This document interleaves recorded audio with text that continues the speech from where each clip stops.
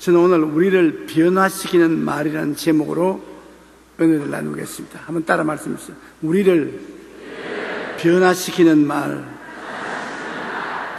말은 우리의 사상과 감정을 표현하는 소리입니다.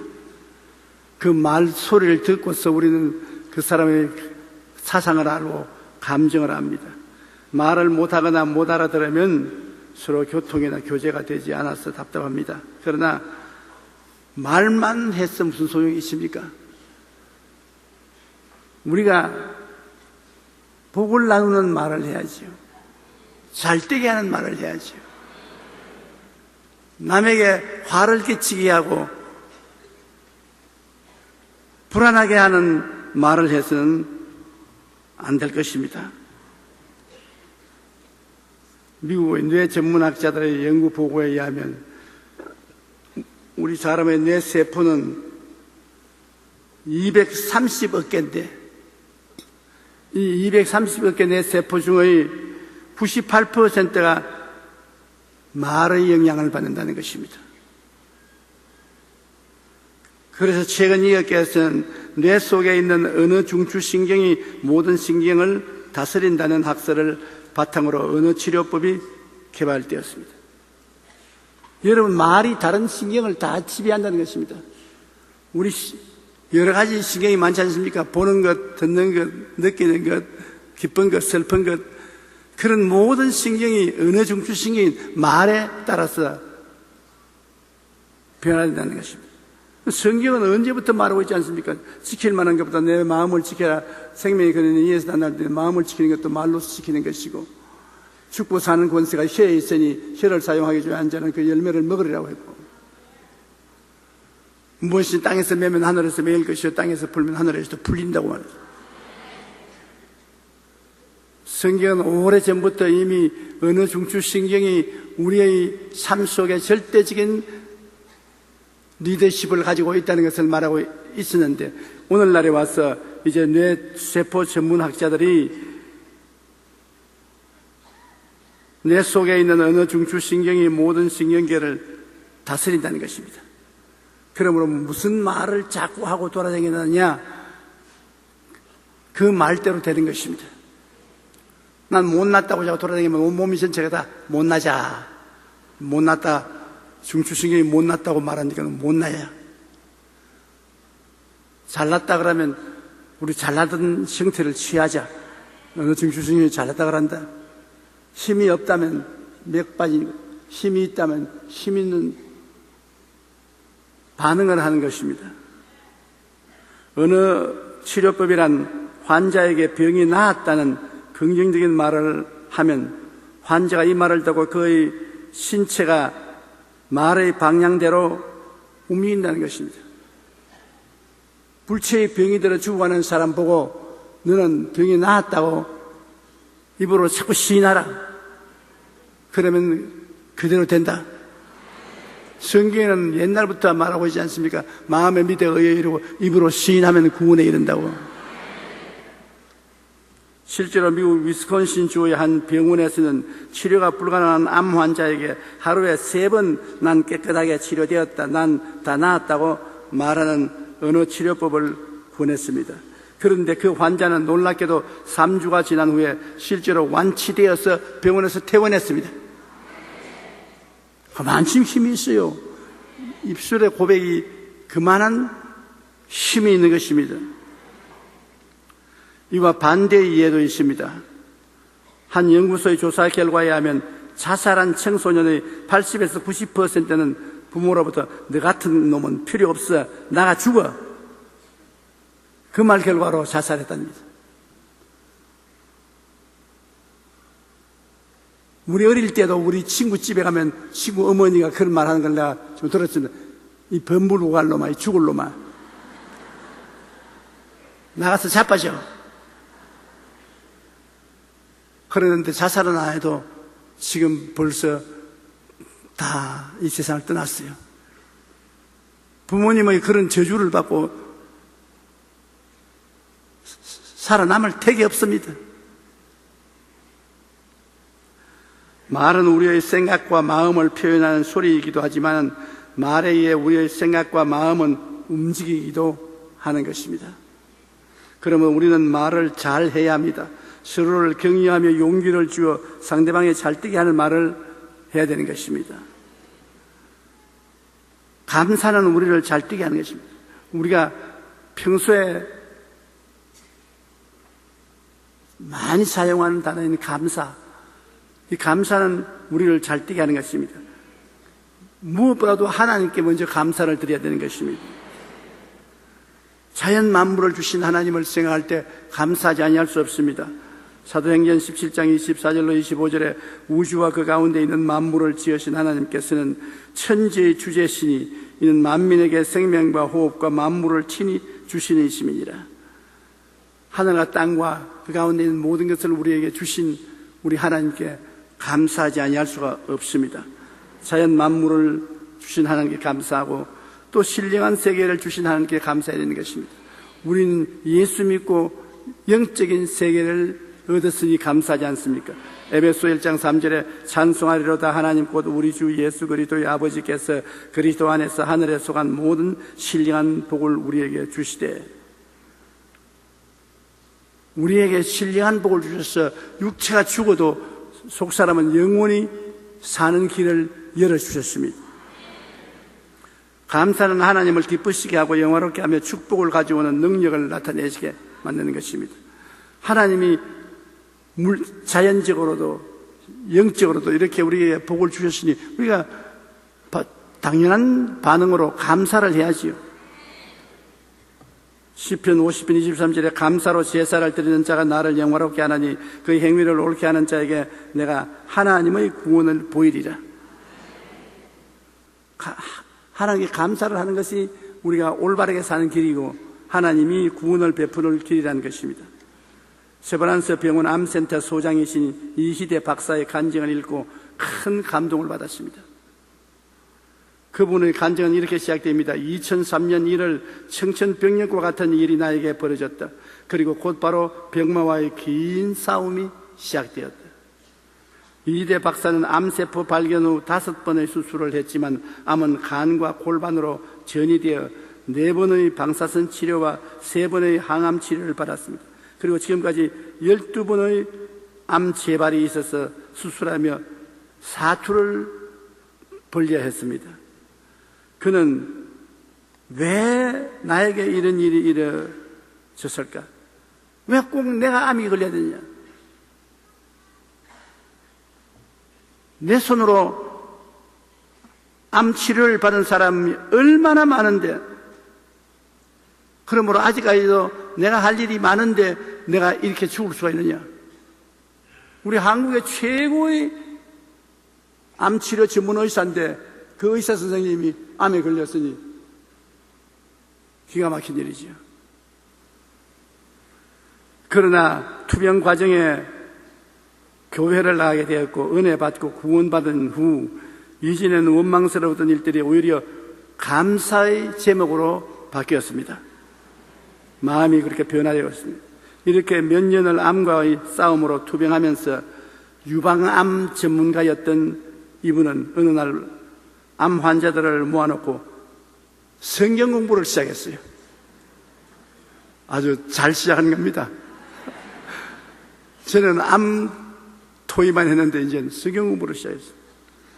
그리고 하나님을 찬양하며 감사의 생활을 계속했더니 기적이 일어났습니다. 최근에 CT 촬영을 한 결과 그의 몸속에 남아있던 암세포가 더 이상 보이지 않았으며 감격과 기쁨의 눈물을 흘렸다는 것입니다.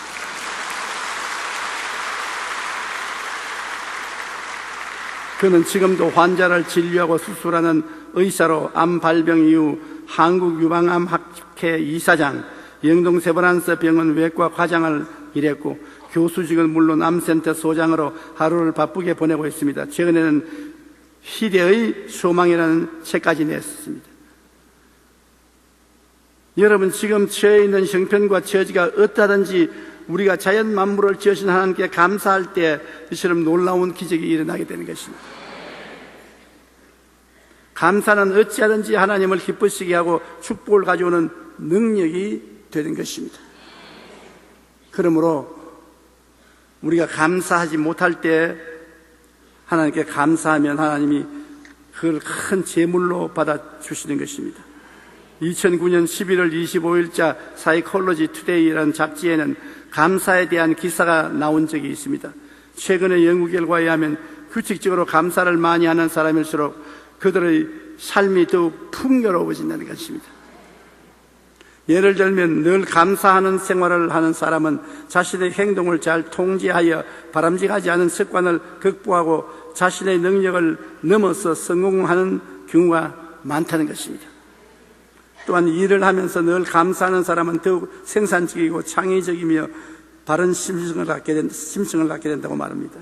연구 결과에 의하면 감사할 줄 알고 늘 긍정적이고 낙관적인 생각을 하는 사람일수록 더 오래 살고 더 행복하게 살며 더 친절하여 사랑도 더 많고 성공적인 삶을 산다는 것입니다. 감사가 갖다 주는 유익이 굉장히 많습니다. 1690년 정의기관의 권리를 설명한 프랑스의 물리학자 파뱅은 이런 말을 했습니다. 나는 3가지인에 늘 감사한다. 첫째는 날마다 주시는 일용할 양식이요, 둘째는 몸의 건강이요, 셋째는 영원한 삶의 소망을 주신 그 때문에 감사한다고 했었습니다. 감사는 하나님을 기쁘시게 하고 영화롭게 하며 축복을 가져오는 능력이 됩니다. 그러므로 우리는 범사에 늘 하나님께 감사해야만 하는 것입니다. 저는 과거에 예수님을 믿기 전에는 자연 환경을 통해서 하나님께 감사하지 않았습니다.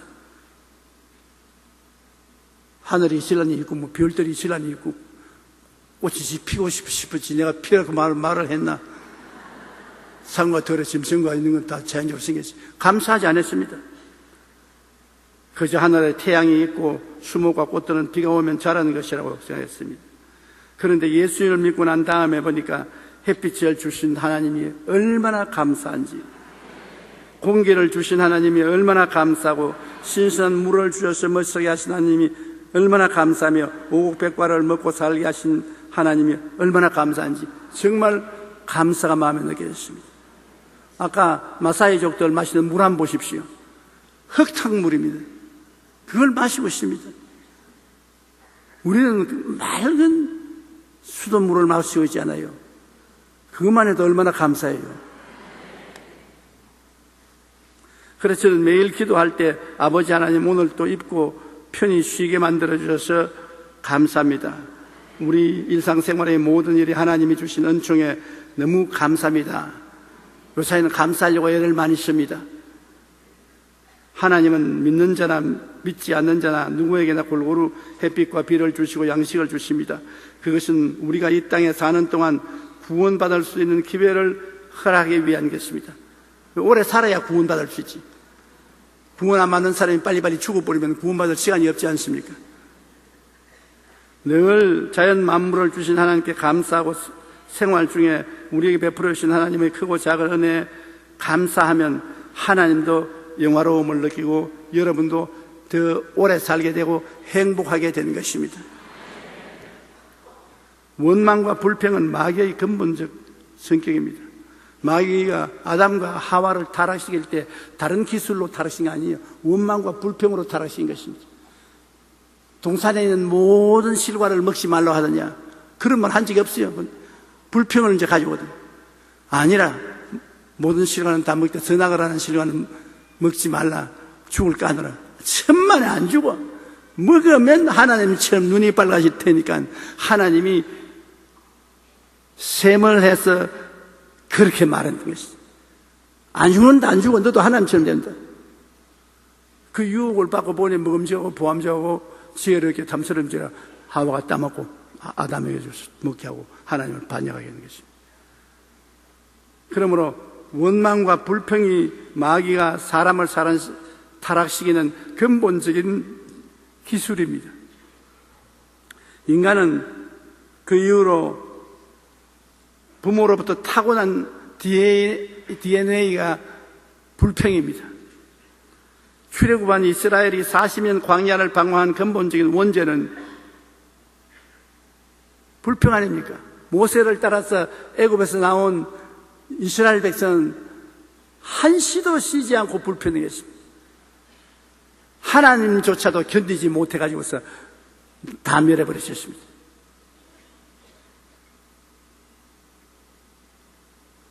민수기 14장 28절 29절에 그들에게 이르시기를 야훼의 말씀에 내 삶을 두고 맹세하노라.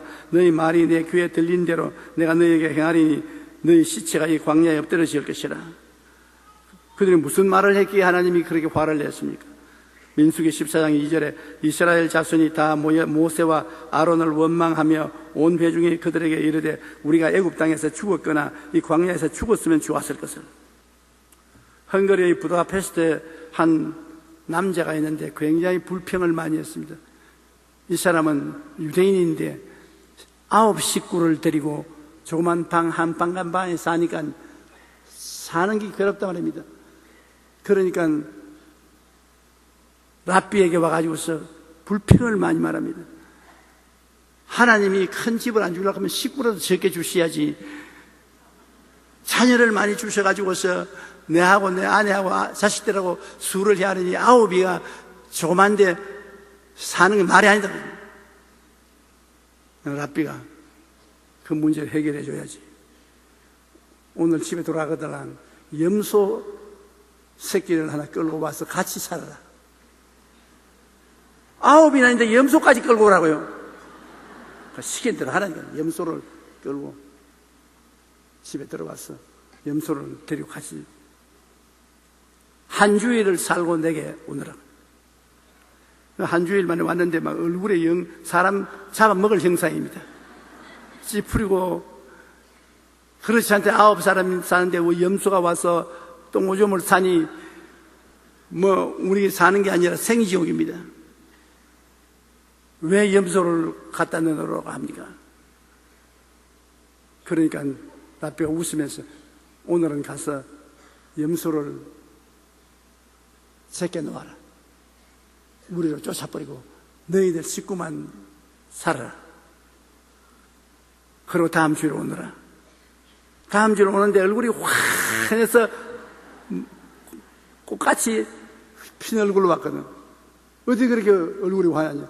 염소를 몰아내고 나니까 이제 살 것 같습니다. 우리 가족들만 오손도손 모여서 사니 얼마나 행복한지 모르겠습니다. 그래서 랍비가 하는 말이, 봐라, 행복이 있는데도 불구하고 행복한 줄 모르고 불평하면 있는 행복도 뺏긴다. 네가 하나님이 주신 행복을 감사하게 생각하면 그 행복이 너에게 넘치게 오게 된다. 그렇게 말하신 것입니다.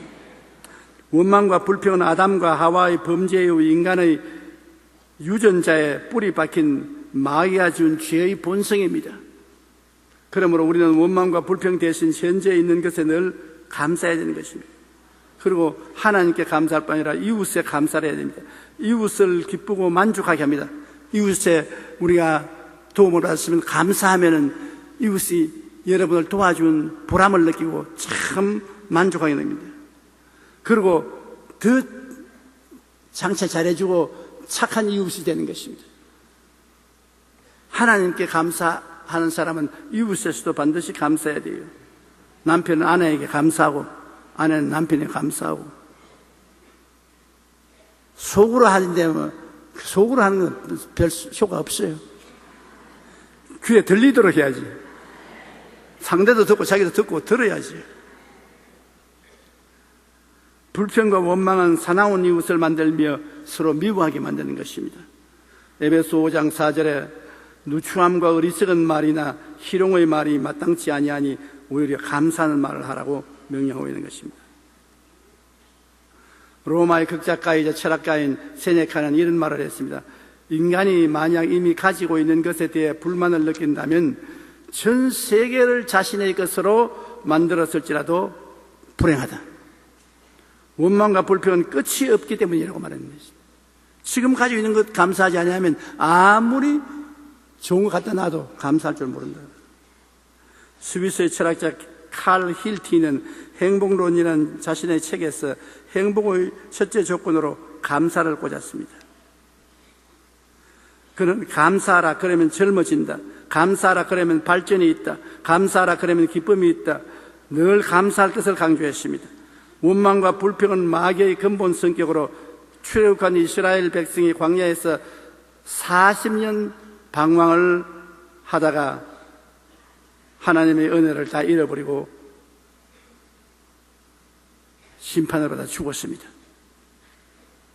그러나 감사하는 여호수아와 갈렙은 젖과 꿀이 흐르는 가나안 땅에 들어가서 큰 축복을 받고 잘 사는 것입니다. 감사하면 끝까지 잘 살지만은 원망 불평하면은 오래 못 살고 불행하게 살다가 세상을 떠나게 되는 것입니다. 그 다음 또 우리가 흔히 늘 말하는 말이 있습니다. 찬양한다고 말하지 않습니까? 찬양은 우리를 잘되게 만드는 것입니다. 찬양이라는 것은 높이는 것을 말합니다. 감사는 고맙다고 인사하는 것이지만 찬양은 높이는 것을 말하는 것입니다. 아버지를 찬양하면 아버지 참 훌륭하다, 아버지 참 존경스럽다, 우리 어머니 참 훌륭하다, 훌륭한 어머니다, 이렇게 높이는 것을 말하는 것입니다. 우리가 찬송을 부르지 않습니까? 그 찬송은 감사보다도 거의 하나님을 찬양하는 것입니다. 또 우리가 기도할 때도 하나님 찬양 드립니다. 예수님 찬양합니다. 우리를 위해서 피 흘려주신 그 은혜를 찬양합니다. 찬양하면 하나님이 그 찬양 속에 임하신다고 말하는 것입니다. 하나님이 그하시게 하는 처소가 되는 것이니 시편 22편 3절에 이스라엘의 찬송 중에 계시는 주여 주는 거룩하시니이다. 찬송 중에 거하시는 것입니다. 하나님께서 우리를 도와주시고 높여주십니다. 우리가 찬양을 하면은 하나님 와서 우리를 도와주시고 찬양하는 우리를 높여주시는 것입니다. 시편 68편 35절에 이스라엘의 하나님은 그의 백성에게 힘과 능력을 주시나니 하나님을 찬송할지어다. 하나님 찬송하면 힘과 능력을 주시오. 여호사밧 왕은 모압과 암몬이 공격에 왔을 때 하나님 온 백성과 금식하고 찬양함으로 하나님이 도와주셔서 적군을 다 물리쳤습니다. 깡그리 적군들이 다 멸망을 받았습니다. 바울은 빌립보에서 점치는 귀신 들린 자의 귀신을 쫓아낸 것 때문에 신라와 함께 감옥에 투옥되었을 때 하나님께 기도하고 찬송하자 지진이 나서 옥토가 움직이고 차고가 풀리고 감옥 문이 열려버리고 말한 것입니다. 찬양은 그 가운데 하나님이 임재하시고 하나님이 우리를 해방시켜 주시고 높여주시는 것입니다. 그러므로 찬양은 참으로 좋은 것입니다. 노벨 수상 작가인 펄벅의 어린 시절 이야기입니다. 그들이 중국에 선교사로 가 있으니까 중국 사람들이 서양 사람이라고 해서 굉장히 경운했습니다. 그런데 그들이 가 있던 동리에 가뭄이 들었어요. 오랫동안 비가 안 오니까 양놈이 들어왔기 때문에 우리 신이 화가 나서 비를 안 주니까 저녁에 양놈을 죽여버리자. 아버지가 선교하러 떠나서 엄마하고 펄벅 여사 어릴 때하고 둘이가 있었는데 그 이야기를 하는 것을 엄마가 들었습니다.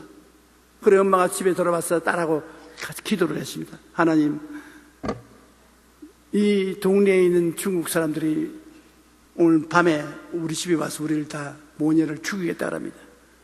하나님 어떻게 할까요?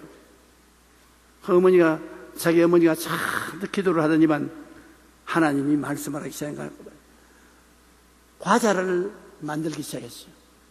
밀가루를 가지고 과자를 적게 만든 게 아니라 아주 많이 만들어 동네 사람이 먹을 만치 만든단 말입니다. 엄마 왜 과자를 만들어? 가만히 있어. 너는 가만히 있어. 저녁에 중국 사람이 한두 사람 웅성웅성하더니만 마당에 가득 모였어. 말 한마디만 생기면 달라들어서 다 때려 부수고 살림 다 뺏어갈 작전인데 그 어머니가 과자를 담고 나가가지고서 각 사람에게 과자를 나눠줘. 그게 나눠주는 과자 안 받아 먹을 수 없잖아요. 웃으면서 과자를 나눠주고 난 다음에 그 다음에는 마루에 와서 오르강에 앉아서 중국어로 찬송하라 불렀습니다. 중국어로 막 하나님께 찬송을 부르니까 과자를 먹고 한참 앉았더니만 다 일어나서 가버리고 말았어요. 하나님께서 찬송 중에 임하여 역사하니까 한 사람도 벌벅 여사와 그 식구들을 못 죽였어요. 그들은 다 그냥 떠나가고 말았어요. 그 다음 그 이후로 다시는 그들 죽이러 온 사람이 없었다고 말했었습니다. 그러므로 찬양이라는 것이 우리 삶 속에 굉장한 영향력이 있다는 것을 알 수 있는 것입니다. 하나님을 영광스럽고 빛나게 하는 것입니다. 우리가 찬양을 하면은 하나님을 영광스럽게 합니다. 히브리서 13장 15절에 그러므로 우리는 예수로 말미암아 항상 찬송의 제사를 하나님께 드리자. 이는 그 이름을 증언하는 입술의 열매니라. 항상 예수로 말미암아 하나님께 찬양을 드리자. 하나님을 욕하고 비난하면 그 욕과 비난이 부모랭으로 자기에게 돌아옵니다. 내가 너희에게 이르노니 사람이 무슨 무익한 말을 하든지 심판날에 이에 대하여 신문을 받으리니 내 말로 의롭다함을 받고 내 말로 정지함을 받으리라고 예수님께서 말씀하셨습니다. 우리가 하나님은 찬양한다 하지만 인간은 찬양한다는 말 안 합니다. 인간은 칭찬한다, 칭송한다고 말합니다. 우리가 하나님 찬양할 뿐 아니라 우리 같이 사는 이웃과 인간들도 끊임없이 칭송해야 되는 것입니다. 칭찬해야 되는 것입니다. 칭찬을 아끼면 안 되는 것입니다. 칭찬을 하면 크게 용기와 힘을 얻게 하고 더 발전하고 향상하게 하고 삶의 의미를 느끼고 기뻐하고 즐겁게 만들어주는 것입니다. 굉장한 효과가 있습니다. 잠언서 27장 21절에 도가니로 은을, 풀무로 금을, 칭찬으로 사람을 단련한다고 말했었습니다. 글쓰기를 좋아하는 소년이 있었습니다. 그가 열심히 글을 썼으나 사람들이 읽어보고 별로 신통치 않게 느꼈습니다. 이 소년도 그냥 낙심이 되었습니다. 그래서 글쓰기를 포기해버렸습니다. 그 어머니가 그 아들을 꽃밭으로 데려가서 야, 이 꽃들 봐라. 아직까지 때가 안 된 꽃은 목무리가 져 있지만 안 폈지 않냐? 때가 오면 다 아름답게 피지 않느냐? 너 문학적인 소질은 꽃봉오리와 같다. 지금 사람들 눈에 잘 안 보인다. 그러나 얼마 있으면 이것이 팍 퍼지게 되면 온 천하가 다 보게 된다. 근데 나는 너희 어머니니까 내가 너를 잘 알 수 있다. 그러므로 낙심하지 마라. 이 엄마의 말에 막 굉장한 용기와 힘을 얻었습니다. 엄마가 이렇게 나를 알아주고 신용을 하고 있으니 내가 용기를 내야 되겠다. 그래서 위대한 아동문학가가 된 한스 크리스천 안데르센이 바로 그분인 것입니다. 내가 어릴 때도 안데르센 동화를 읽었으니까 얼마나 오래된 책입니까? 그 어머니의 격려 때문에 그렇게 할 수 있습니다. 어머니가 격려 안 했으면 낙심하고 말았을 것입니다.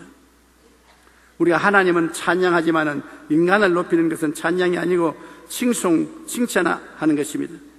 우리의 칭찬 한마디는 상대방에게 큰 용기와 힘을 주고 그 안에 잠재된 놀라운 능력을 발휘할 수 있도록 만들어주는 것입니다. 그러므로 칭찬을 아끼지 마십시오. 가까운 사람이 칭찬한다고 효과가 없는 건 아닙니다. 칭찬은 10가지 능력에 대하여 어와나 클럽에서 뉴스레터에 실었던 글입니다. 첫째 칭찬은 키 크는 약이다. 행복을 10배로 키워준다. 둘째 칭찬은 만병통치약이다. 칭찬으로 안 낫는 것이 없다. 셋째 칭찬은 영혼이다. 보이지 않고 큰 영향력을 미친다. 넷째 칭찬은 메아리다. 간 것이 되돌아온다. 다섯째 칭찬은 꽃을 피우는 마술사다. 굳어있는 얼굴에 웃음꽃을 피우게 한다. 칭찬은 샘물이다. 기쁨의 갈증을 깨끗이 씻어준다. 일곱째 칭찬은 별책 부록이다. 돈 안 들고 기쁨을 전해준다. 여덟 번째 칭찬은 씨앗이다. 무한한 가능성을 가지고 있다. 9번째, 칭찬은 비타민이다. 몸과 마음이 상큼해진다. 10째, 칭찬은 위대한 대통령이다. 역사를 새로 쓰게 만든다. 오늘 만나는 사람에게 칭찬 한마디를 해보세요. 칭찬은 용기와 힘을 얻게 하여 더 발전하고 향상하게 할 뿐 아니라 삶의 의미를 느끼고 기쁘고 즐겁게 만들어주는 것입니다. 고래도 칭찬하면 춤춘다고, 그건 다른 데서 배운 게 아니라 텔레비에서 그렇게 말을 합니다. 고래도 칭찬하면 춤춘다. 그러니 사람이 칭찬을 받을 때 얼마나 용기를 얻겠습니까? 인간을 꾸짖고 비난하면 낙심하고 좌절합니다. 심히 꾸짖고 비난하면 낙심하는 사람 없습니다. 골로새 3장 21절에 아비들아 너희 자녀를 노엽게 하지 말지니 낙심할까 합니다. 그리고 꾸짖고 비난하면 대적하게 만드는 것입니다. 잠언 18장 21절에 죽고 사는 것이 혀의 힘에 달렸나니 혀를 쓰기 좋아하는 자는 혀의 열매를 먹으리라고 말하셨습니다. 지난 5월 11일에 한 인터넷 신문에서 초중고등학생과 학부모 860명을 대상으로 가장 기억에 남는 선생에 대한 설문조사를 했는데, 조사 결과 학생 40%와 학부모 66%가 가장 기억에 남는 선생은 칭찬을 많이 해준 선생님이라고 했습니다. 학교를 졸업하고 오랜 세월이 지나서도 칭찬해준 선생님은 기억에 남아있다는 것입니다. 그 이후에 선생님은 별로 마음에 남아있지 않습니다. 부모가 자녀에게 무슨 말을 하는가, 여러분 굉장히 조심해야 되는 것입니다.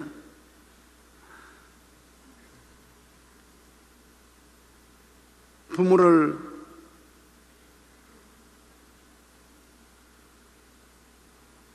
건국대학교 정신과 하지연 교수는 비판이나 위협은 사람을 긴장하게 하고 피로를 불러온다고 말하셨습니다. 심리학자인 제스 레이어는 칭찬은 인간의 정신에 비치는 따뜻한 햇빛과 같아서 우리는 칭찬 없이는 자랄 수도 없고 꽃 피울 수도 없다고 말하는 것입니다.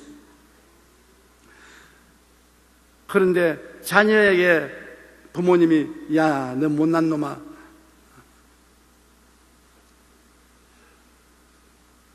너 같은 놈은 내 자식 된 것을 부끄럽게 여긴다, 이런 말은 정말 조심해야 된다는 것입니다. 미국의 뉴욕타임스지에서는 자녀를 둔 어머니들이 조심해야 할 5가지 말을 발표했습니다. 첫째, 내가 왜 너를 낳았는지 모르겠다. 아유, 너 같은 놈을 내가 왜 낳았는지 모르겠다. 둘째, 너는 왜 다른 애들처럼 못하니? 다른 애들은 다 하는데 왜 너는 못하니? 셋째, 내가 도대체 몇 살이냐? 넷째, 이 바보야. 다섯째, 시끄러워. 엄마를 괴롭히지 말라. 이런 말은 자녀에게 삶의 의미를 빼앗고 상처를 주며 부모에게 반감을 갖게 하는 것입니다. 더욱이 자녀는 이런 말들로 인해 비관적인 생각을 하고 자신감을 잃게 되어 불행한 인생을 살다가 세상을 마치게 됩니다.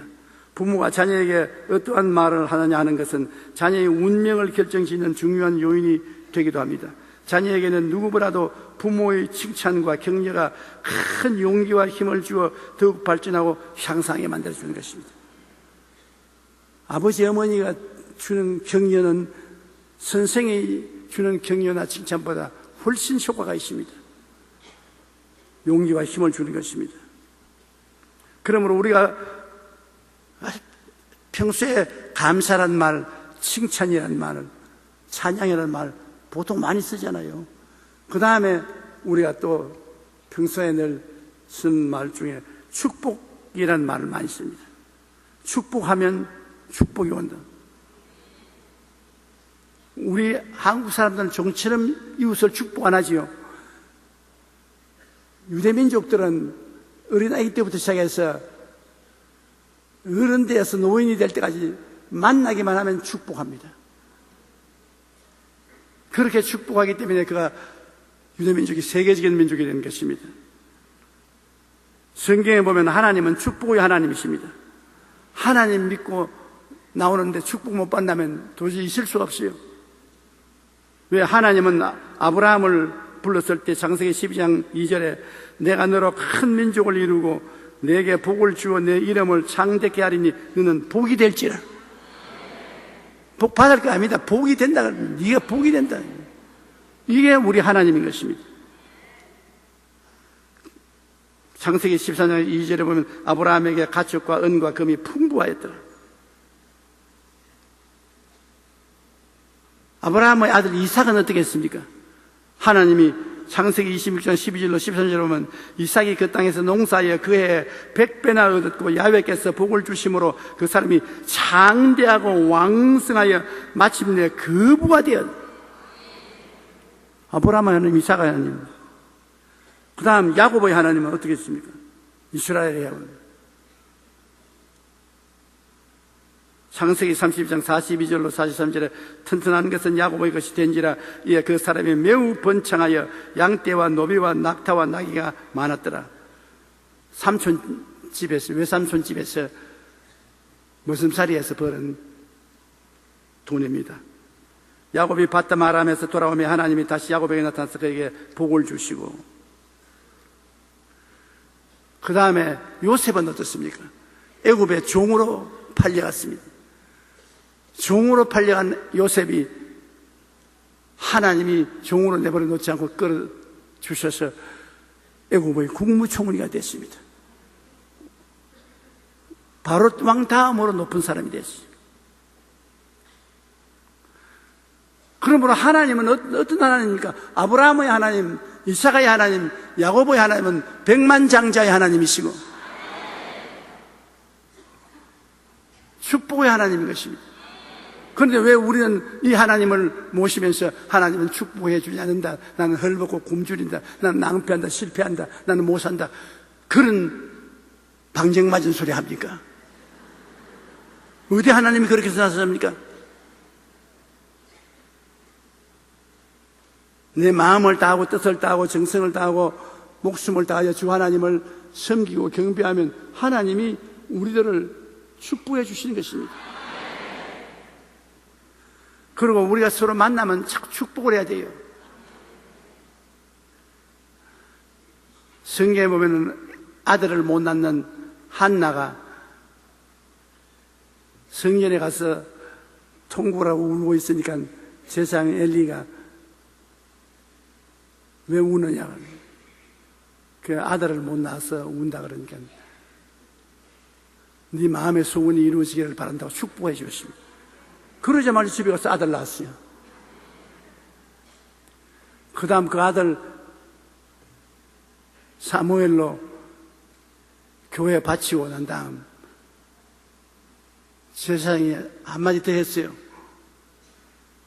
이 사무엘을 하나님 제사장으로 바쳤으니까 더 많은 아들, 딸을 주어서 하나님이 너희 가정을 복되게 하기를 원한다고 했습니다.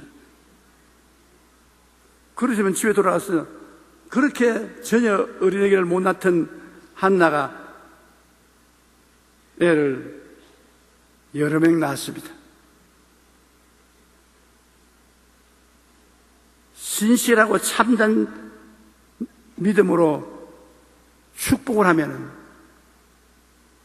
그 축복이 임하는 것입니다. 무엇보다도 가족들을 축복을 해야 돼요. 예수님도 축복을 하십니다. 성천하시기 전 베다니 앞까지 나가서 손을 들어 제자들을 축복하셨다. 어린아이들을 안고 그들 위에 안수하시고 축복하였습니다.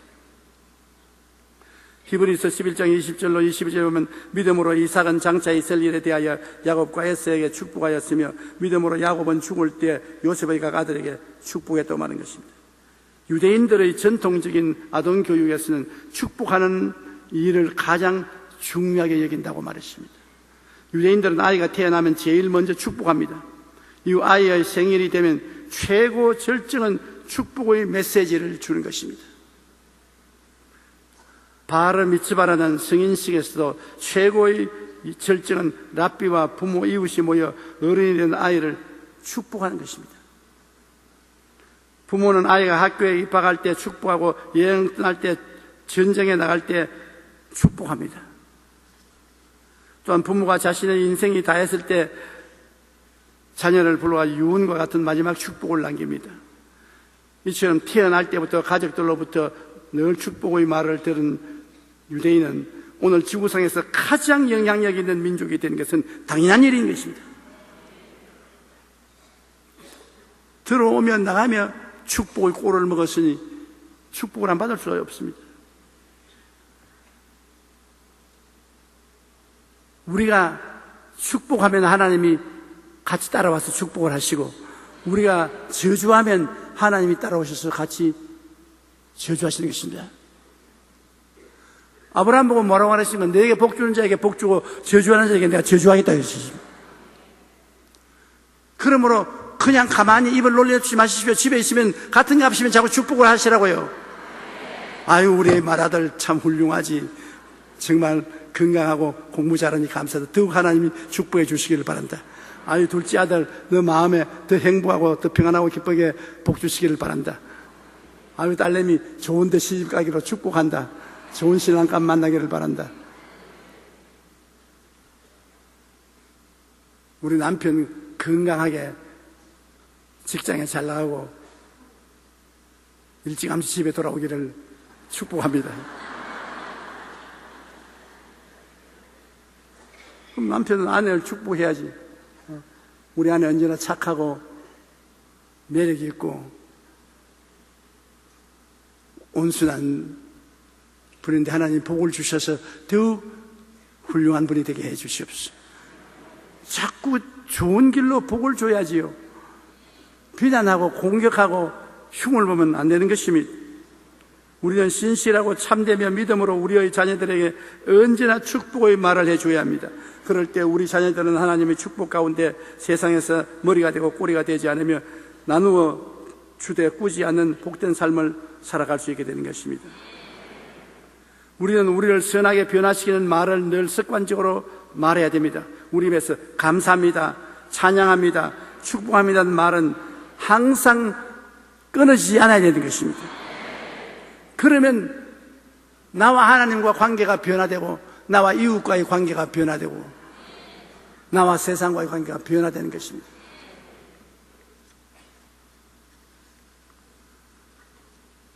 지그지글러의 정상의 법칙에는 이런 말이 있습니다. 지구상에서 30억의 인구가 매일 밤 굶주린 배를 움켜쥐고 잠자리에 들어가는데 그보다 많은 40억 인구가 매일 밤 따뜻한 격려의 말 한마디를 아쉬워하며 잠자리에 들어간다. 우리 역시 따뜻한 격려와 칭찬을 원합니다. 그런데도 이처럼 소중한 칭찬과 격려의 말을 하는데 인색합니다. 이탈리아의 사회학자이자 밀라노의 이울럼 대학교 총장을 역임한 프란체스코 알베로니는 최근 저서는 성공한 사람들의 말은 절반이 칭찬이라고 말하는 것입니다. 성공과 인정에는 칭찬이 깃들어 있다는 말을 했습니다. 성공한 사람의 생활의 절반은 남을 칭찬한다. 그러면 남을 흉을 자고 보는 사람은 자기가 실패하기 때문에 그런 것입니다. 남을 칭찬한 사람은 자기가 성공 속에 있기 때문에 그런 것입니다. 알베로니는 성공이란 사람으로부터 공개적인 인정을 받는 것이라고 정의하며 인정이란 사람이 한 일을 기억하고 그것을 명확한 언어로 표현해 주거나 관심을 보이며 인사를 하는 등 행위와 언어를 포함하는 것입니다. 우리 모두는 타인으로부터 인정받고 칭찬받기를 원합니다. 그렇지요. 타인이 칭찬해 주는 거 좋아하지 흉보는 거 좋아할 사람 누가 있습니까? 그러므로 저는 허리가 자꾸 구부러지니까 타인에게 칭찬받기 위해서 사람이 있으면 허리를 쭉 편다고요. 상당히 힘들어요, 쭉 펴는 게. 사람이 없으면 쭉 늘어져. 사람들 앞에 비평받는다는 것이 굉장히 중요한 것입니다.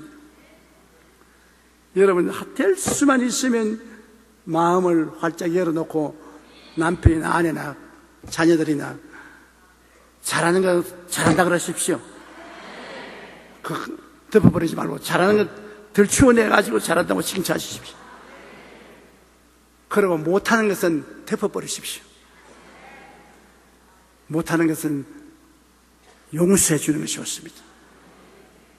그래서 자꾸 서로 칭찬하고 격려하며 앞에서 끌어주고 뒤에서 밀면서 살아나가면 인생은 참 즐겁게 살아갈 수가 있는 것입니다.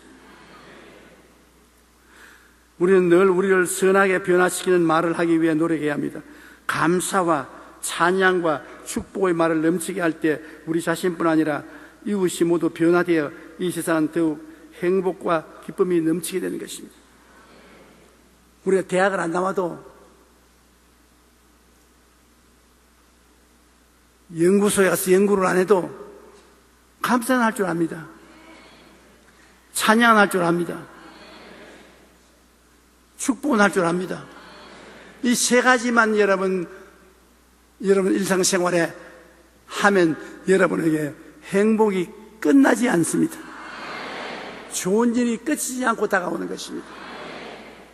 그래서 하나님이 항상 기뻐하라, 쉬지 말고 기도하라, 범사에 감사하라. 그리스도 예수 안에서 너희를 향하신 하나님의 뜻이라고 했는데,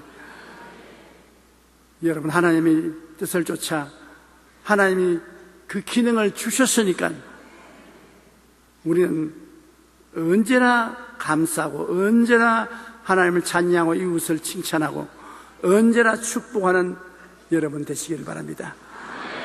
오늘 여러분의 하나님의 축복이 넘치시기를 축원합니다. 다 같이 고개에서 기도드리겠습니다. 사랑이 많으신 우리 아버지 하나님, 우리가 복을 받을 수 있는 평범한 길을 우리가 쫓지 않고 따르지 않을 때가 많습니다. 하나님, 감사로, 찬양과 칭찬으로, 축복으로 우리의 환경에 하나님의 영광이 나타날 수 있는 것을 깨달아 알게 해주심을 감사합니다.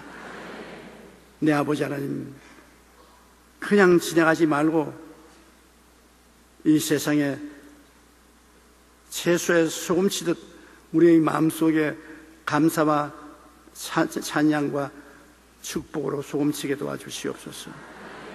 예수님 이름으로 기도합니다. 아멘.